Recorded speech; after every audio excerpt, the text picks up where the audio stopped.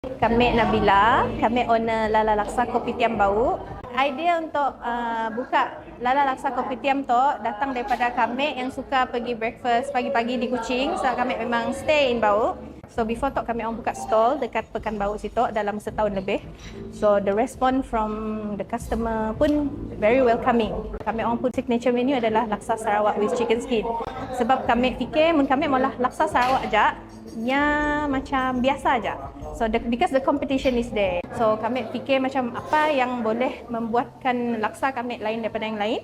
So tercetusnya idea laksa chicken skin tu is bila kami selalu makan laksa dengan ayam goreng. Tapi mun kita makan dengan ayam gorengnya terlalu mengenyangkan. Jadi kita macam ubahlah idea untuk ngambil nya pun kulit aja. So nya ada crispy. Jadi bila kita makan laksa ya, nya ada texture krup crispy ya, nya macam nyaman. So kami pun decide untuk buka stall the other day dekat Bau Tok Jua, and sambutannya sangat memberansangkan. People coming from Kuching tidaknya pergi ke overseas mau tapau laksa chicken skin ni aja, because crispy chicken skin kami orang even dah 2-3 hari nya masih crispy. Jadi untuk tidaknya mbak balik naik belon untuk travelling pun sangat sesuai. So bila dah kami nanggap orang tu macam minat, pelanggan pun makin bertambah.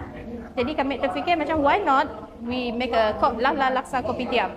Untuk future planning, of course kami orang mau nambah more menu dalam makanan kami orang. Sebab kita tahu kami orang ada laksa Sarawak, of course, mi kolok, nasi ayam penyet dan kaya butter toast, yang simple snacks macam ni lah. So in future mungkin kami orang akan nambah variety kind of food lagi. Yang si terlalu juga banyak menunya, tapi cukup untuk customer datang and enjoy the food here lah, makanan-makanan kopitiam. Because di Bau tu